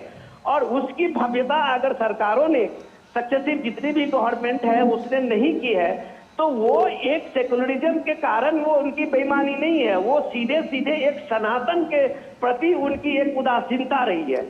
और ये उदासीनता राज्य की जो इकोनॉमी है उसको सबसे ज्यादा डैमेज किया है। तो जब ये कह रहे थे पूरी कॉरिडोर जो बनने की बात अजय कह रहे थे, मुझे याद है कि जैसे ही रामलला विराजमान के प्राण प्रतिष्ठा की वहां जबरदस्त अयोध्या में तैयारी शुरू हुई थी, तो उड़ीसा के लोगों, खासकर के पुरी के लोगों को भी ललक बढ़ी थी कि जगन्नाथ धाम जो है वो भी पूरे दुनिया में उसी तरह के आकर्षण है, इसका भी डेवलपमेंट होनी चाहिए। तो वो कॉरिडोर बनना शुरू हुआ, वहां राज्य सरकारों की भी एक भूमिका थी उसमें, लेकिन वो एक तरह से एक भगवान अयोध्या का पुनर्निर्माण के साथ में ही पुरी का वो पुनर्निर्माण का काम शुरू हुआ था। तो ये लोगों ने देखा है, महसूस किया है कि भारत के ये जो सांस्कृतिक धरोहर है, ये मोदी के इस दौर में 10 साल के दौर में उड़िया गौरव या फिर उड़िया अस्मिता की जब हम बात कर रहे हैं तो वो अहम मुद्दा हो सकता है। लेकिन मैं आपसे एक ही चीज समझना चाहूंगी कि जब हम विरोधी वोट बैंक की बात करते हैं, खास तौर पर लगातार कोशिश ये की जा रही है, अगर हम उड़ीसा की बात करें तो किस तरह से ये अगर विरोधी जो वोट बैंक है अगर ये बीजेपी और कांग्रेस में बंटता है उसका सीधा फायदा बीजेडी को होता हुआ नजर आएगा। इसके बारे में क्या कहेंगे आप? देखिए, ये सवाल तो आपका दुरुस्त है, लेकिन अगर आप 2019 के इलेक्शन में देखें तो थोड़ा सा आपको इसमें ये देखना पड़ेगा कि लोगों ने ये मान लिया है कि कांग्रेस की भूमिका यहाँ पे नहीं है। तो कोई भी समझदार वोटर जो है वो ये बात जान लेता है जब इसकी भूमिका नहीं है तो अपना वोट जाया नहीं करता है। उस समय में भी आप देखें उड़ीसा में 8 सीटें सिर्फ कांग्रेस को 141 की असेंबली में सिर्फ 8 सीटें आई थी। तो ये उसके बाद की स्थिति आप ये देखें, मैंने नहीं देखा राहुल गांधी का कोई बड़ा दौरा या बड़ी रैलियां उड़ीसा में कहीं होती हो। एक वर्चुअल रैली मुझे याद है कि राहुल गांधी की हुई थी। तो जाहिर सी बात है जब लीडरशिप जो है वहां के लोकल लीडरशिप पे उस चीज को छोड़ देती है, फिर उसको लगता है कि भाई जो करना है आप करिए, तो सही बात है कि लोगों में वो कनेक्ट नहीं हो पाता है। आज जब प्राइम मिनिस्टर मोदी की ये रैली देख रहे हैं, ये किलोमीटर दूर चलते हुए लोगों का वो काफिला देख रहे हैं, तो ये जाहिर सी बात है कि लोगों की एक आस्था मोदी के साथ सीधे कनेक्ट हो रहा है। बिल्कुल, हर जगह सीधा संपर्क जो है, जुड़ाव है मोदी से है। जी, प्रधानमंत्री का सीधा जुड़ाव हम देख पाते हैं जनता से। शैलेंद्र मिश्रा भी हमारे संवाददाता जो हैं वो हमारे साथ जुड़ गए हैं। शैलेंद्र, अगर पूरी खासतौर से बात की जाए, संबित पात्रा जिन्हें पहले हार का सामना करना पड़ा था, लेकिन उसके बावजूद अब नए आत्मविश्वास के साथ पूरी तरीके से लबरेज नजर आते हैं और उसकी ही बानगी इस रोड शो में भी नजर आ रही है।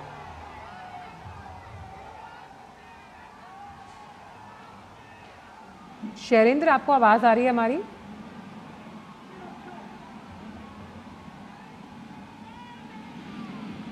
तो ये तस्वीरें आप देख रहे हैं उड़ीसा के पुरी से, जहां प्रधानमंत्री जो है रोड शो कर रहे हैं और साथ ही साथ इस रोड शो को आप देख सकते हैं। देख रहे होंगे जब प्रधानमंत्री नरेंद्र मोदी का ये भव्य रोड शो, ये तस्वीरें बताती हैं कि उत्तर हो या दक्षिण हो, पूरब हो या पश्चिम हो, प्रधानमंत्री नरेंद्र मोदी जब भी इस तरह से कोई रोड शो करते हैं कितना प्यार जनता का मिलता है। देखिए, उड़ीसा आप देखें तो बहुत महत्वपूर्ण इसलिए है कि बीजेपी का ये दावा है कि इतिहास में पहली बार वहां पर वो सत्ता में आने जा रही है। हम जानते हैं कि विधानसभा चुनाव भी लोकसभा चुनाव के साथ उड़ीसा में हो रहा है और बीजेपी पूरा दमखम लगा रही है। हमने देखा कि बीते अगर आप एक दशक में देखें तो बीजेपी एक मुख्य दल के तौर पर उड़ीसा में उभरने में न केवल कामयाब रही है बल्कि एक ग्रास रूट लेवल पर देखें तो पार्टी के संगठन में एक बहुत बड़ा विस्तार देखने को मिला है। प्रधानमंत्री नरेंद्र मोदी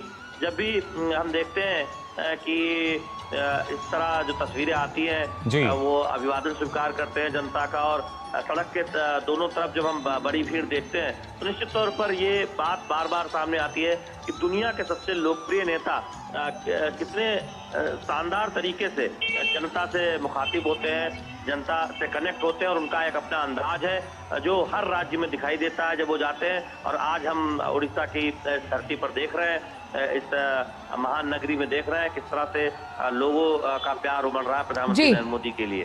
जी, आप कुछ पूछना चाहेंगे? शैलेंद्र, जैसे कि हम हमेशा मानते हैं कि जगन्नाथपुरी धाम की अगर बात की जाए तो सर्वोपरि धाम माना जाता है। जब सनातन धर्म की बात आती है, जगन्नाथ जी की मूर्ति में धड़कता है भगवान श्री कृष्ण का दिल। और साफ तौर पर हमने देखा कि जो सनातन को लेकर लगातार बीजेपी बात कर रही है उसकी अस्मिता की, और किस तरह से अगर हम राम मंदिर को भी इससे जोड़कर देखें, ये कितना बड़ा अहम मुद्दा आप बनता हुआ देखते हैं इस बार के ओडिशा से जुड़े इन तमाम जो सीटें हैं जिन पर आज वोट डाले जाएंगे। देखिए ममता, आवाज बहुत स्पष्ट नहीं आ रही, लेकिन ये बात बहुत सही है कि प्रधानमंत्री नरेंद्र मोदी की अगुवाई में हमने देखा है कि देश भर में जो धार्मिक स्थल हैं उनका एक कायाकल्प किया गया है। उनका वहाँ पर जो आधारभूत ढांचा है उसको बेहतर किया गया है। आप अयोध्या में रामलला की प्राण प्रतिष्ठा के बाद विकास के तमाम काम देख रहे हैं। आप काशी में जब हमने देखा कि ये काशी विश्वनाथ कॉरिडोर का जो निर्माण हुआ, उज्जैन महाकाल, वहां पर ही हमने देखा कि किस तरह से विकास कार्य हुए। आप जगन्नाथ धाम में देख रहे हैं।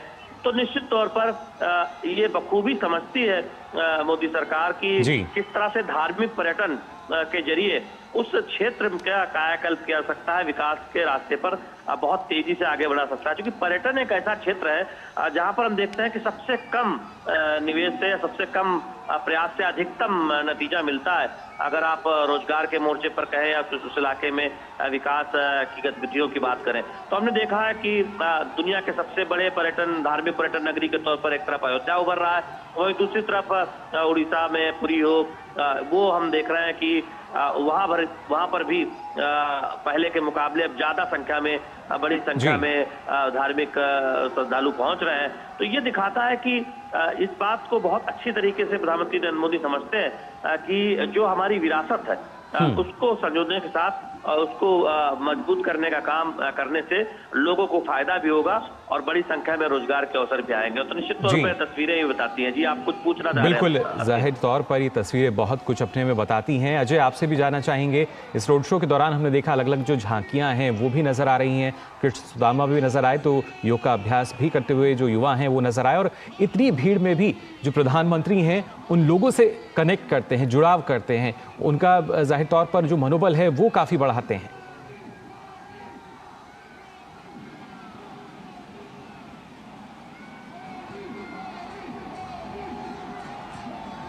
अजय, आप सुन पा रहे हैं हमें? जी देखिए, मैं शैलेंद्र हूँ जी। आप निश्चित तौर पर देखें ये तस्वीरें, जब भी प्रधानमंत्री कहीं जाते हैं और वहां पर रोड शो में हम देखते हैं कि वहां स्थानीय कलाकार उनका स्वागत करते नजर आते हैं। वहाँ की जो स्थानीय संस्कृति है उसकी एक झलक दिखाई देती है। आप काशी में देखें, आप वाराणसी में देखें, आप अयोध्या में देखें, तमाम जो देश भर में प्रधानमंत्री नरेंद्र मोदी के रोड शो हुए हैं। आप मुंबई में जब महाराष्ट्र में रोड शो हुआ था, तो ये तस्वीरें दिखाती हैं कि हर वर्ग के लोगों का प्रधानमंत्री नरेंद्र मोदी को प्यार मिलता है और वहाँ की जो स्थानीय संस्कृति है उसकी एक झलक दिखाई देती है। तो ये बहुत महत्वपूर्ण इसलिए है क्योंकि प्रधानमंत्री नरेंद्र मोदी अक्सर इस बात का जिक्र अपने दौरों में करते हैं कि किस तरह से स्थानीय स्तर पर जो कलाकार है उनको आगे बढ़ाते हुए कैसे अपनी स्थानीय पहचान को मजबूत करते हुए विकास की तरफ आगे बढ़ा जाना है। और यही वजह है कि आप उत्तर हो या दक्षिण हो,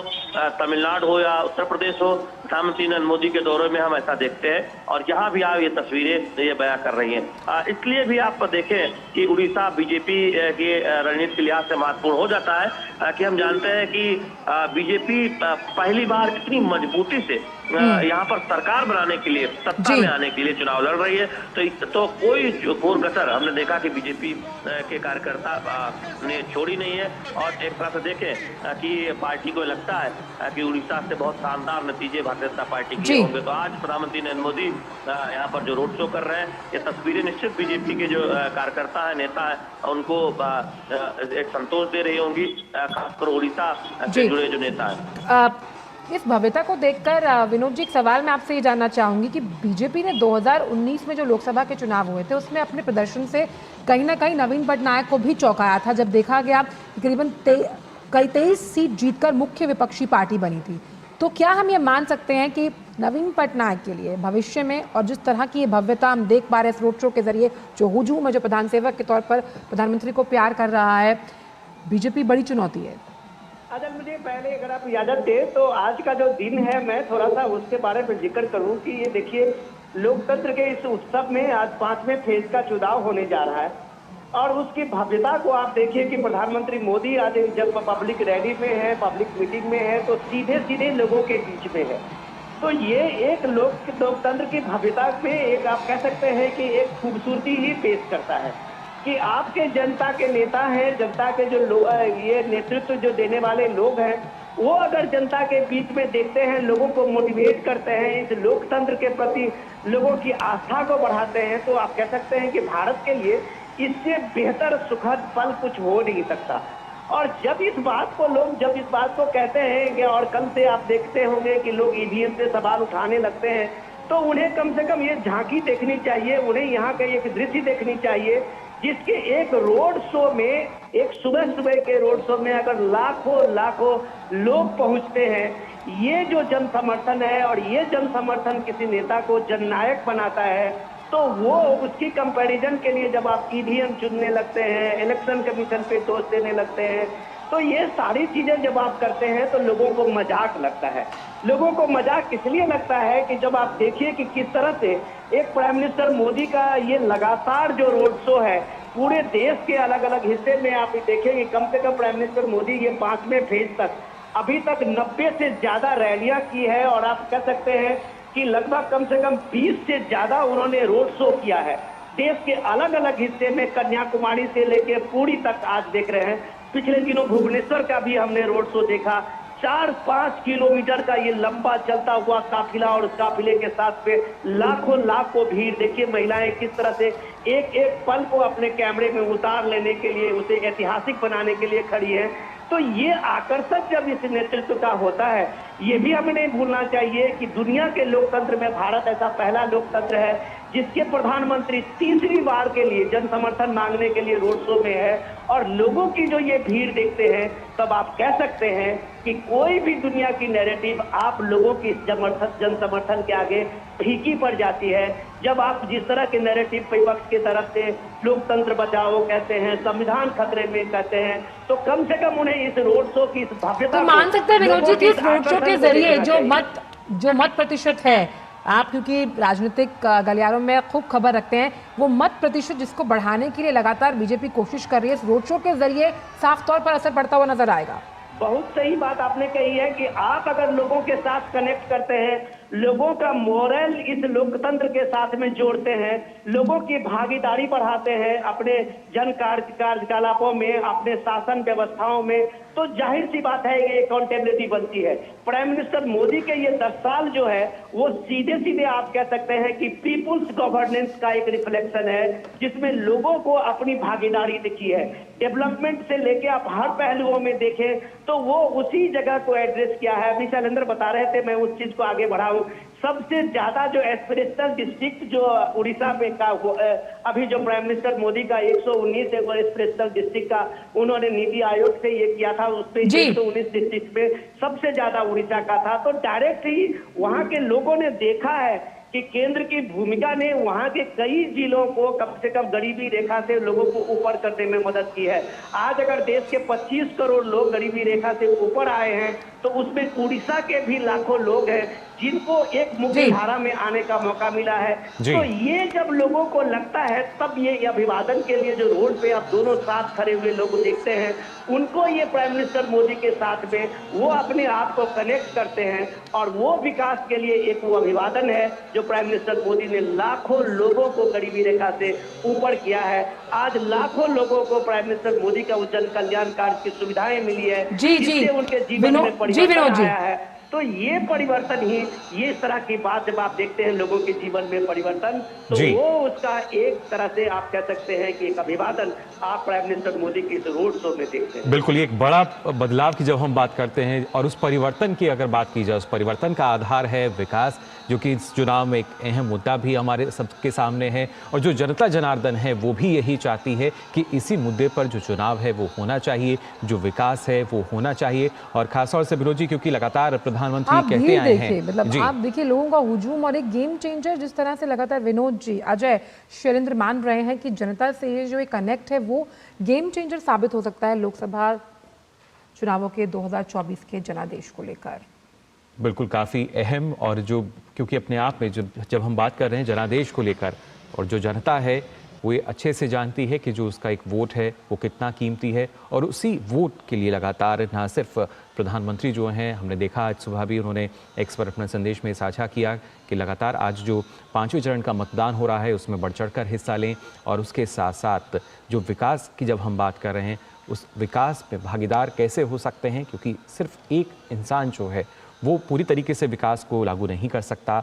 आमजन की भागीदारी और उसके साथ साथ जो राज्यों की भागीदारी की हम बात करते हैं, क्योंकि लगातार प्रधानमंत्री यही कहते हैं विनोद जी के जो राज्य हैं उनको भी हमें विकसित राह पर लाना है और उसके बाद ही जो देश है वो विकसित हमारा हो सकता है। विकसित भारत का सपना तभी साकार हो सकता है। बिल्कुल, और सामंजस्य बिठाना बहुत। विनोद जी, आप हमारे साथ जुड़े हुए हैं अगर, तो एक सवाल मैं आपसे जानना चाहूंगी। विनोद जी, आपको आवाज आ रही है मेरी? जी जी आ रही है। विनोद जी, मैं ये जानना चाहती हूँ कि जब हम दोनों ये जो बड़े लीडर्स हैं, बात करते हैं प्रधानमंत्री की और साथ ही साथ नवीन पटनायक की, इनके अगर पर्सनालिटी को देखें तो जहाँ नवीन पटनायक मीडिया से दूरी बनाकर रखते हैं, चुपचाप अपना काम करते हैं, वहीं प्रधानमंत्री जिस तरह से काम करते हैं उनका अंदाजे बयां जो है वो बहुत अलहदा होता है। उस लिहाज से कई राज्यों में हमने देखा कि जनता के पास विकल्प ना होकर उन्हें पता होता है कि हमें किसे वोट करना है, लेकिन यहाँ पर दो मजबूत विकल्प मौजूद हैं, विकास बनाम विकास। उस लिहाज से आप जनता के मन को किस तरह से पढ़ पाते हैं? खास तौर पर सिरमौर माने जाते हैं जब हम राज्य की राजनीति की बात की जाती है नवीन पटनायक, और राष्ट्रीय राजनीति की जब हम बात करते हैं तो प्रधानमंत्री नरेंद्र मोदी। जी, बढ़िया सवाल। आचल, देखिए, एक इम्पोर्टेंट आपको ये चीज समझना पड़ेगा, ये कोविड के दौर का, ये भारत के लोकतांत्रिक इतिहास के साथ साथ एक पॉलिटिकल जो सिस्टम है हमारा, उसके लिए भी एक तरह से आप कह सकते हैं कि आई ओपनर है। उस दौर में आप देखिए कि प्राइम मिनिस्टर मोदी जिस तरह से पूरे देश के चीफ मिनिस्टर के साथ एक इमरजेंसी मीटिंग के साथ में देश में कोविड के जो भी इंस्ट्रक्शंस है उसको लागू करवाने के साथ साथ जो वर्क है, काम है, लोगों के बीच में सहायता पहुंचाने से लेके वैक्सीनेशन तक का, तो वो दौर आप देखिए कि नवीन पटनायक और मोदी का बीच में जो हमेशा एक केमिस्ट्री रहा है उस चीजों के लिए, वो भी एक अद्भुत दौर हम लोगों ने देखा होगा। और वो अद्भुत दौर के साथ साथ प्राइम मिनिस्टर मोदी, ये जो उनका एक भाव रहा है राज्यों के साथ में, जब वो कहते हैं कि हम अपने इस फेडरलिज्म की बात जब वो कहते हैं और तो तब आप राज्यों के साथ मिलकर काम करते हैं, उसका बहुत फायदा उड़ीसा को मिला है, ये नवीन पटनायक भी जानते हैं। तो ये समझ जो है एक राजनीतिक नेतृत्व को, जो हमेशा एक चुनाव के मूड में नहीं होता है, हमेशा एक कन्फ्रंट की स्थिति में नहीं होता है, जब वो राज्य में सहयोग की बात करता है। चल, आप ही थोड़ी देर पहले हम लोग डिजास्टर मैनेजमेंट की बात कर रहे थे। जी। वो दौर था 10 साल पहले जब उड़ीसा में एक तूफान में कम से कम सैकड़ों लोगों की मौत होती थी, लाखों करोड़ों का संपत्ति नुकसान होता था। तूफान आज भी है, लेकिन आप वो रिहैबिलिटेशन और रेस्क्यू का वहां पे देखिए केंद्र के सहयोग से और एनडीआरएफ की वहां टीमों से। तो ये एक केमिस्ट्री होता है स्टेट और सेंटर का, भले ही वो अपोजिशन की पार्टी हो, लेकिन उड़ीसा में आज की तारीख में डिजास्टर मैनेजमेंट का 0 कैजुअलिटी का रेस्क्यू और रिहैबिलिटेशन, ये अपने आप में एक विश्व रिकॉर्ड है, और ये बिना केंद्र की मदद से, बिना दोनों के अच्छे ट्यूनिंग से संभव नहीं है। तो ये कॉपरेशन जो है वो एक अपनी जगह में उड़ीसा के लिए आप कह सकते हैं कि देश के मॉडल बना है। लेकिन अब सवाल है राजनीति में, देखिए, परिवर्तन की बात जब आप कहते हैं तो उड़ीसा के लोगों से ये भाव आता है। पॉलिटिकल पार्टी जब वो कैच करते हैं इस तरह के स्लोगन को, तो जो 400 पार का पीएम मोदी का है, तो स्लोगन भी लोगों के बीच से आता है जब नेतृत्व उसको कैच करता है। तो वो कैच जो है उड़ीसा के परिवर्तन का, वो कैच पीएम मोदी और वहां के लीडरशिप ने, लोकल लीडरशिप ने देखा है, सुना है, क्योंकि उनको पता है कि नवीन पटनायक अब काम नहीं कर रहे हैं इफेक्टिवली, तो उनके जो पीए हैं वो ज्यादा भूमिका में हैं, उनके हर भूमिका में हैं, लोग ये देख रहे हैं। तो उनको एक लीडरशिप चाहिए, एक चेंज चाहिए, तो उनके सामने में अल्टरनेट बीजेपी देखता है और पीएम मोदी जैसा नेतृत्व देखता है जो वो किसी से भी ज्यादा एक्टिव है, चाहे उड़ीसा के ग्रामीण अंचल की बात हो, ट्राइबल इलाके की बात हो। सबसे इंपॉर्टेंट चीज है, हमें नहीं भूलना चाहिए, राष्ट्रपति द्रौपदी मुर्मू इसी उड़ीसा से आते हैं। ये लोगों ने देखा है उड़ीसा के साथ साथ पूरे झारखंड और उस इलाके में एक गांव से पढ़ी लिखी गरीब महिला और एक अभाव से ग्रस्त उसका जो संघर्ष है द्रौपदी मुर्मू की, विनोद जी, हम मान सकते हैं जो विकास है, वो एक राष्ट्रपति बनती है। तो ये भूमिका जब बीजेपी के नेतृत्व में और पीएम मोदी के साथ में देखते हैं, तब उन्हें लगता है कि सबका साथ, सबका विकास जो है वो सिर्फ एक नारा नहीं है, वो पीएम मोदी का एक आदर्श है। जब वो राष्ट्रपति द्रौपदी मुर्मू को, यानी विकास जो है वो सीमित नहीं है, और जैसा आपने कहा कि सबका साथ, सबका विकास, तो उसी को सार्थक करते हुए पुरजोर तरीके से। विनोद जी जी मैं वही कह रहा था कि जब सामाजिक भागीदारी का और सामाजिक के ताने बाने को आप एक साथ लेके चलते हैं, कोई इस देश में कभी उम्मीद नहीं, सोचा भी नहीं होगा कि एक ट्राइबल अपनी महिला राष्ट्रपति हमारी होगी, अगर उड़ीसा के वो दूर दराज के गांव की एक महिला जो बीजेपी ने उनकी भूमिका बनाती है, एक स्कूल की शिक्षिका को एमएलए बनाती है और उसके बाद वो मिनिस्टर बनते हैं, इसी बीजेपी के शासन में जब सरकारें बीजेपी की टूट जाती है, अलायंस खत्म हो जाता है, तब भी वो महिला एक्टिव भी रहती है, बाद में झारखंड की गवर्नर बनती है। तो कहने का ये है कि वो एक लीडरशिप जो अपने समाज को, अपने लोगों को, चाहे वो पिछड़े इलाके के हों, पिछड़े वर्ग के हों, दलित हों, आदिवासी हों, उनको मुख्य धारा में भूमिका में लाने के लिए प्रयत्नशील होता है। तो इसकी भूमिका जब आप रोड शो में देखते हैं तो आप पहचान नहीं पाएंगे वो किस जात का है, किस वर्ग का है, दलित है, आदिवासी है, पिछड़ा है। ये देश है, देश का समाज है, जो लोग हैं उन्हें इस बात का नेतृत्व पे भरोसा है जो सबका साथ, सबका विकास और सबका विश्वास की बात करता है। और खास तौर पर अगर हम बूथ की बात करें, लगातार बूथ कार्यकर्ताओं में संजीवनी देने का काम प्रधानमंत्री ने तमाम रोड शोज के जरिए किया है। बूथ कार्यकर्ताओं का कितना बड़ा महत्व आप मानते हैं? आप देख सकते हैं इस रोड शो में भी कई मौजूद होंगे और साफ तौर पर प्रधानमंत्री ने कहा है कि हर एक राज्य में बूथ कार्यकर्ता का जो योगदान है, खास तौर पर जनाधार बढ़ाने में, वो बहुत अहम है। नहीं, आप ये बात देखिए कि जब नेतृत्व सामने में होता है तो उसके पीछे वो भूमिका वहाँ के लाखों लाख कार्यकर्ता जो पन्ना प्रमुख हैं वहां तक की होती है। और सबसे खासियत इस नेतृत्व में, बीजेपी के नेतृत्व में उस कार्यकर्ता को है जिसका एक सीधा संवाद अपने प्रधानमंत्री से है। तो आप अभी कलकत्ता में देखे होंगे कि किस तरह से कार्यकर्ता की भावुकता को देखे होंगे कि वो रोती हुई दिख रही थी प्राइम मिनिस्टर मोदी को एक झलक पाने के लिए, और प्राइम मिनिस्टर मोदी उनको सांत्वना दे रहे थे कि हम आपके साथ हैं और हमेशा आपके साथ हैं। तो ये एक जो उद्गार होता है, एक नेतृत्व के साथ में कार्यकर्ता का अपना कनेक्शन होता है। तो ये इस रोड शो की जो भूमिका में आप देखते हैं कि लाखों लाख लोग रोड पे एक लंबे किलोमीटर तक चलते हुए जा रहे हैं, तो उसमें उस कार्यकर्ता का भी एक बड़ा और बड़ी भूमिका है जो आप प्राइम मिनिस्टर मोदी के लिए वो समर्पित कार्यकर्ता है, पार्टी के लिए समर्पित कार्यकर्ता है, देश के लिए समर्पित कार्यकर्ता है। तब आपको इस तरह की भूमिका आपको दिखती है। लेकिन इम्पोर्टेंट चीज साथ में ये भी है, ये इस दौर का चल हमें इस बात को समझने की जरूरत है कि प्राइम मिनिस्टर इस दौर पे दुनिया के किसी भी देश से जो नेता हैं आज के दौर में वो सबसे बेस्ट कम्युनिकेटर है। उन्हें अपने दिल की लोगों की भाषा को जानते हैं, उनको कभी भी किसी के भाषा का बैरियर नहीं बनता है, चाहे तमिलनाडु के चेन्नई में उनकी जी, यानी उनके लिए जो किसी तरह की बाधा नहीं है और वो यही चाहते हैं कि विकास में भी किसी तरह की बाधा ना आए। और खासतौर से आजकल देखा जाए, क्योंकि ये काफ़ी महत्वपूर्ण हो जाता है जब विकास अहम मुद्दा होता है और इसी मुद्दे को लेकर कोशिश यही की जाती है कि कुछ जो बाधाएं हैं उनको हटाया जाए, और उसी के लिए लगातार हम कह सकते हैं कि काम करते हुए नजर आते हैं। बिल्कुल, और इसीलिए लगातार ये कहा जाता है कि उड़ीसा संस्कृति और विरासत की पहचान के लिए ओडिया गौरव, ओडिया अस्मिता की बात को लेकर भी इस बार लोकसभा चुनाव 2024 में कई मायनों से जो विधानसभा चुनाव है उड़ीसा का और लोकसभा चुनाव बेहद खास होने वाला है।